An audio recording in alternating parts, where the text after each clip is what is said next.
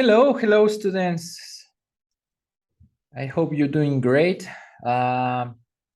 Today's topic and this week's topic is regarding the risk exposure and how to hedge that exposure, how to secure financial positions in order to avoid certain situations that could put your businesses into risk situations, in risk of collapsing, in risk of having losses, financial losses. So let's start with the presentation. So I don't know, guys, you remember in the first weeks of our course, we reviewed a case on how to assess risk exposure. Mainly, the book focuses mainly in foreign currencies, guys, but how to define the risk positions that you have in certain currencies. It also applies to assets or to commodities like petroleum. It might apply to assets like stocks. Okay. I think you will understand once we review again the how to assess your risk exposure. But in this case, we will review again the same situation where it's a Mexican-based company that uses pesos, that exports products to the U.S., which has the U.S. Dollar as currency. So the Mexican company sells products to the U.S.-based company, and the U.S. company pays to the Mexican company in U.S. dollars. And that is something very common, as I told you in previous weeks, and we can see it very easily in the tourism sector with hotels that received customers from Canada, Europe, obviously United States. So at the end, this is one of the first encounters with international accounting. So let's review again the examples just to do a refresh. How to get your exposure? It's basically to add up all your resources and the rights to claim, which are the monetary accounts from your balance sheet, the assets. Right now, you know what it's a monetary account, and the monetary accounts of the liabilities, the obligations to pay. So in this case, we are watching that you have in the bank $700, and in the receivables you have $500. So how would you get these balances? You need to get to your accountants department, and all your accountancy, it's recorded in Mexican pesos. This is the perspective from the Mexican company. This is because by law you are required, even the IFRS tells you, use your operational currency. And there are a few exceptions where you could change your US dollars, your accountancy to another currency, but those are very specific cases and not the general aspect. So you go to your accountant and you request to him what is the bank balance, the bank balance for the US dollars accounts. Okay, it's very easy to get that balance. And in the receivables, it's also very easy because all the accounting softwares tells you if you want to open a customer in the software, the currency that they use, because you need to record in that currency. Like if you want to send to a customer a statement, obviously you need to send it in the currency that you manage and contract with him. So and it's the same with the payables. So at the end, your accountants can tell you what is the final balance due in US dollars or pending to be received in US dollars. So it's very easy. And always take care or be very careful that in your contracts, you don't have the right to pay in your local currency. That's something very important to consider. You won't have exposure if you have the right to pay in your local currency, because you can be sending invoices in US dollars, or your customer can well, you send invoices to your customers, or if you have a supplier from the US and he sends you a invoice with US dollars, it's not the same in the payment process if you have the right to pay them in local currency, because maybe they tell you, yes, you owe me $100, but I also accept pesos, and pay me in pesos, and that's it. I have Mexican pesos bank accounts, and I receive them in there, and then the exposure goes to them. So from your administration point of view, always try to send the risk to the other party, right? It will benefit you. So in this case, at the end, what you need to do is add up the resources, which are the assets, and subtract the obligations to pay. Because in this case, what it's telling you is that when you finish paying all your debts, you would have $200 of balance. I don't know if it's receivables. In this case, it's in the bank probably. So, but what happens with those US dollars?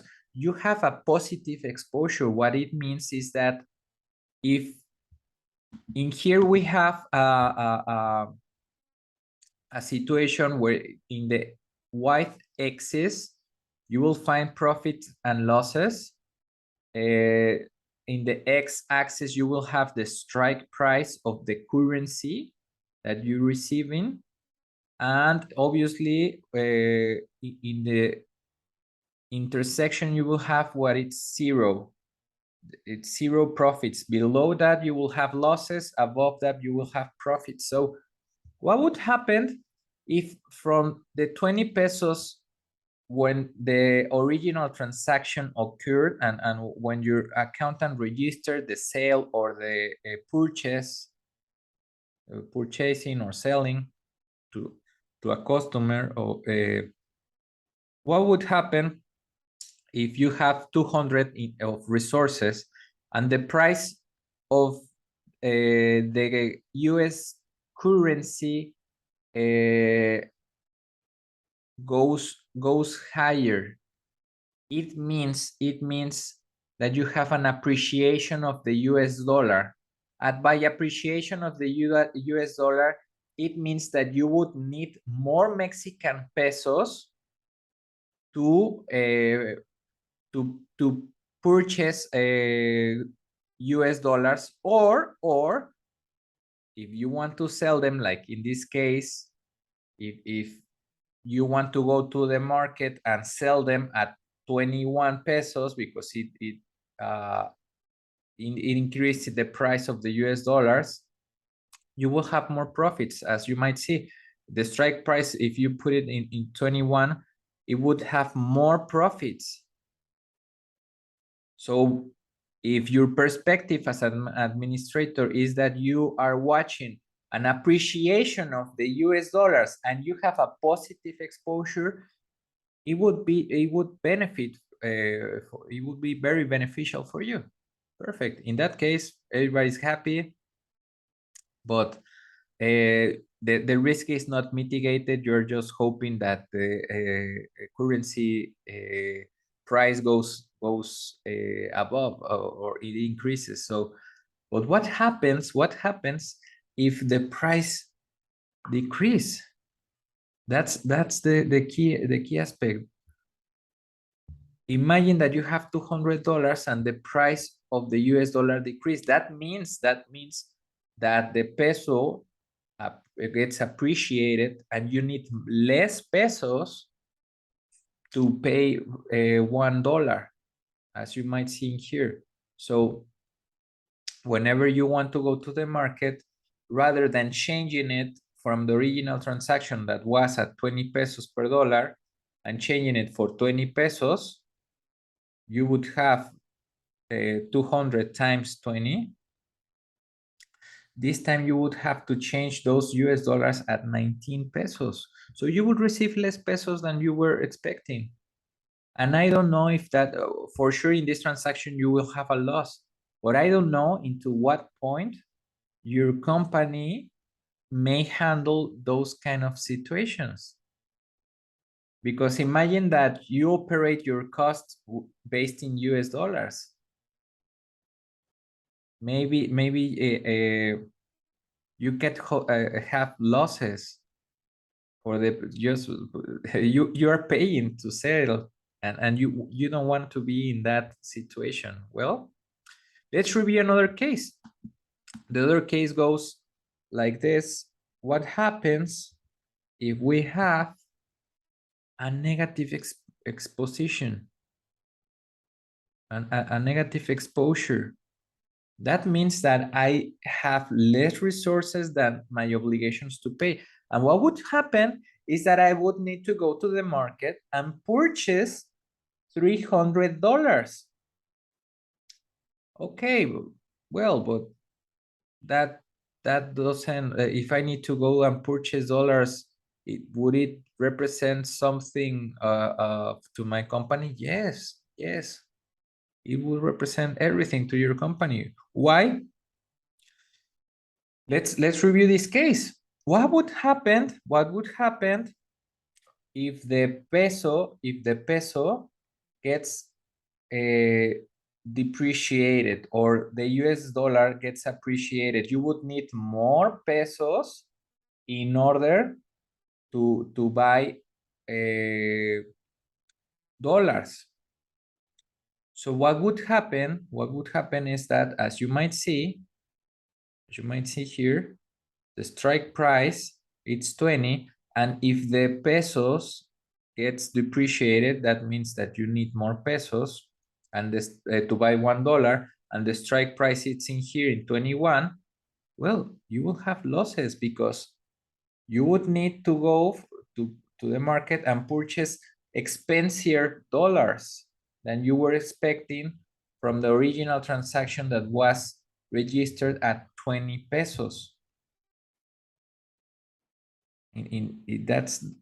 That's something that could happen, and in that case you will have losses, and it's a financial impact for your company. So let's review just the final case and what happens if the peso gets appreciated and you need to go into the market and purchase dollars. So you would need less pesos from the strike price of 20. You would need less pesos of, let's imagine that you have in here the 19. And in that case, you will have some profits because you need less pesos to buy $1, and you need to buy $300 from the exposure that you recorded. So that's the first example. We reviewed that example in the first weeks, but the question that now we need to answer is, what can we do in those situations? Are we just gonna hope that everything goes well and that our currency behaves on our favor? Well, I always tell you, one of your key objectives as administrators is to maximize the company's value, meaning to avoid losses that you are able to handle as an administrator, as a preventive perspective. From that preventive perspective, you want to avoid going to certain situations, and this is why we have created some financial instruments. So the objectives of this week is how to determine your risk exposures, and get to know what are the those financial instruments that we can use in order to mitigate this risk, which are the financial derivatives. So let's go back to our presentation. So what is a derivative? A derivative is a contract whose value is based on something else. Any security whose value is determined by or derived from what, that's why it's called a derivative, the value of another asset. So we have a value of the value of the underlying asset, and that gives the value to the contract for that derivative. So let's review one case.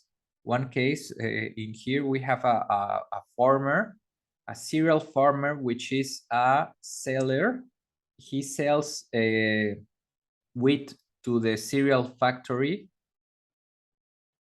So why would we want to use derivatives? So there are two main reasons, and the reason that we will review in this course is on how to hedge risk. Is one of the main reasons for derivatives is to hedge risk.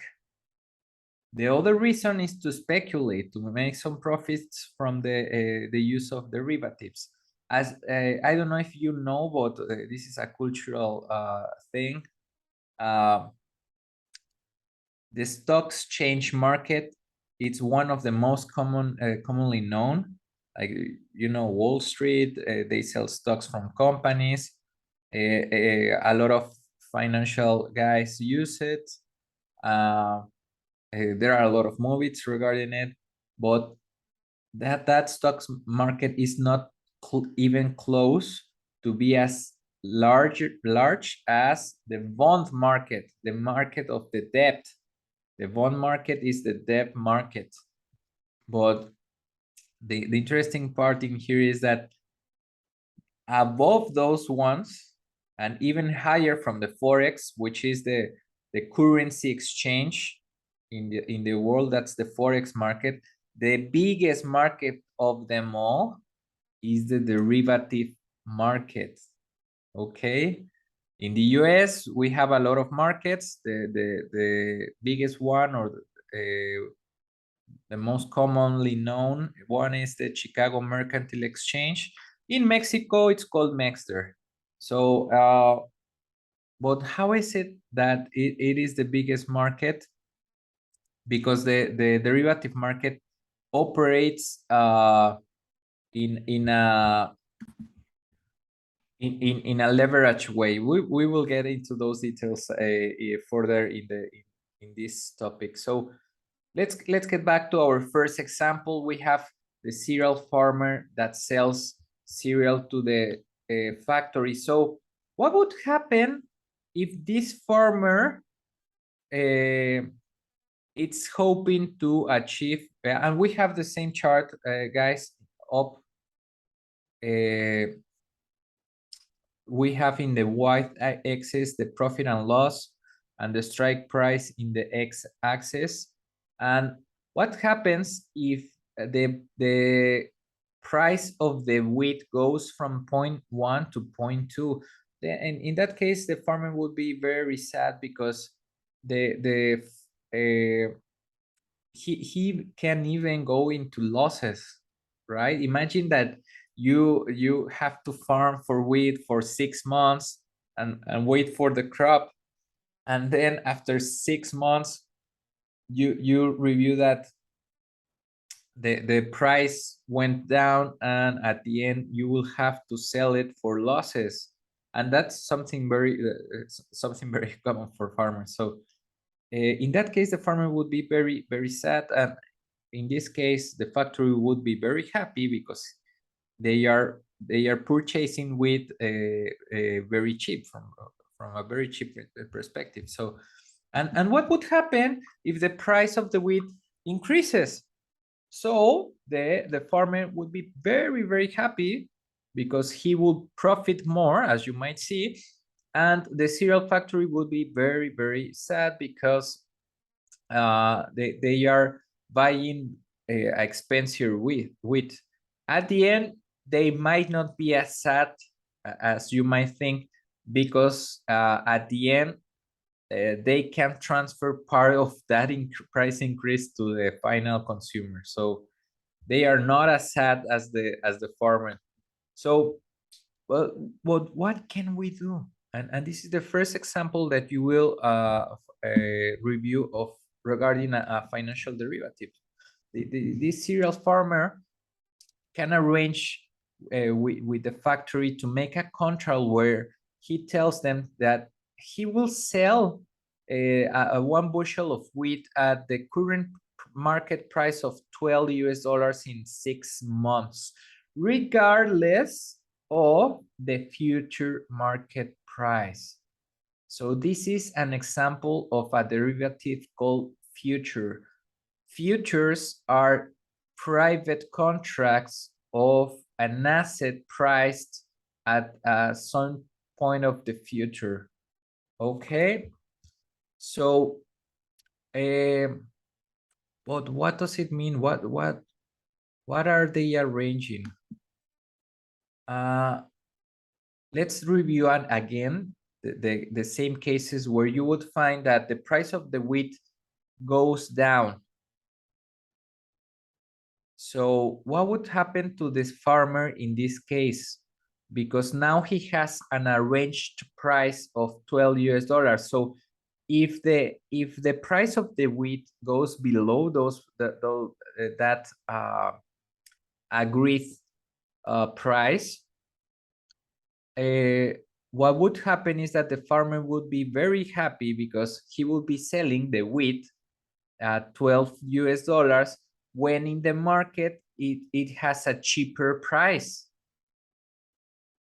And obviously the factory would be very sad because they are purchasing wheat at a higher cost when the market is cheaper. So in that case, if you are very attentive, the sad faces just swap. At the beginning, the farmer with the decreasing prices was very sad, and in this case, it just swapped. Now it's the factory that is sad. So, but what would happen if the price of the wheat increased? The cereal farmer in this case would be very unhappy because he could be selling his wheat at a higher market price, and the factory is very happy because they are purchasing that wheat at a cheaper price than it's in the market. So as you might see, and as you might notice, this is a zero-sum game. It's kind of difficult to present to you who is winning, because both at the end have exposure. So the important message in here, guys, is that what you want to do is to hedge positions. What does it mean is that if we go back to the first case in here, what would happen if the strike price goes below a certain point? And what is happening is that the farmer is receiving all the losses, and that could put him into a very delicate financial situation. So what he can do, imagine that he can agree a minimum price with the factory just in order to mitigate these losses. It's like maybe the current market price is $12, but if the price is below $6, I will start losing. So what if I can give this factor of risk or present this factor of risk to my customer or to my suppliers? Now we can agree upon something, like maybe it's like we need to agree in the future something that it's below something, a price that if it's below this price, I can avoid to have losses. I don't know if you guys are understanding the key aspect. I hope you do, because this is a very important message, because you don't need even to know or to go to a derivative market to contract derivatives. The first derivative that you should be doing is talking to your customers or to your suppliers in order to fix some rates whenever you identify these risk exposures that you could have, in order to do what? To avoid losses. To avoid losses, because at the end, in this case of the future, this is a zero sum gain. At the end, you have an exposure. Okay, that is why you never go 100% of hedging of your risk exposure. Just consider that. And I would tell you, first of all, if you want to operate derivatives, you can't, you're not allowed. And besides these private contracts, if you do a private contract, you're allowed to do that with your customers or with your suppliers, but not with derivatives that operate in markets like the forwards. We will see that in the future. So, but the key aspect in here is, if at the end I'm just swapping the sad faces from the farmer to the factory, and then from the factory to the farmer, so what would I want to do a future? That would be my question. And the answer is, you want to do it in order to avoid losses, not to speculate. You're not hoping to profit from it, but you're hoping that if the price gets below a certain point, at least you're in a comfortable level to sell, to avoid a loss, which can put you in a very difficult financial situation in case you didn't do it. So, and that's the biggest message of it. So this is a future, guys. What motivates the speculation on derivatives? It's motivated by profit rather than a desire to mitigate a risk. Hedgers seek to limit risk by using derivatives as insurance policies. As I told you, it's like paying a policy from your car insurance in order to avoid a total loss, or receiving a total loss in case you have an accident. So that is basically the message of derivatives. So speculators are directly driven by the opportunity of profit. That is something that we won't review. This is not part of the course. And this is the part of the technical analysis, what stocks change or guys from Wall Street use in order to profit. It's like the same way. They use the same techniques, just that the derivatives are managed in a leverage way. Okay. So what are the main types of derivatives? We just watched the forward, guys. If it's a private contract between two parties, and that it's very specialized and particular for your situation, that's called a forward. It's a customized contract between two parties to buy or sell an asset at a specified price at a specified future date. That it's why it's called forward, and that is why it's called futures. What's the difference between the forwards and futures? The biggest difference is that the futures are regulated, are in the derivatives markets, and they are standardized. Okay, they are not particular or customized contracts. They are standardized, like a ton of wheat, like in this case for the farmer, and you just review how many contracts you need to purchase. Okay. And why or what does it mean that the derivatives operate in a leverage way?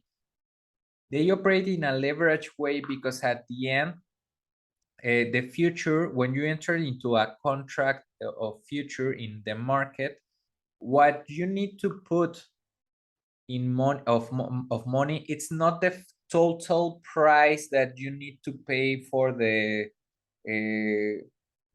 whole tons of wheat that you contracted. The only thing that you need to pay, it's a little how can we call it, mattress of cash, which is called a margin call. It's just a few little bit of cash, so we can start trading. And what you need besides that, it's to start paying the differences between profits or losses caused by the whole contract. Like if I'm winning, I just need to receive the parts of the profits that I'm generating. The other part it's not obligated to pay the whole contract, which is representing 100 tons of wheat at certain price. No, he's just paying me the thing that he's losing, the few small parts of that he's losing. And if he enters into the mattress of cash, he starts losing that mattress of cash that it's obligated to pay in order to go into the contract, what the market will tell him is they will do a margin call in order to reinstate that mattress of cash.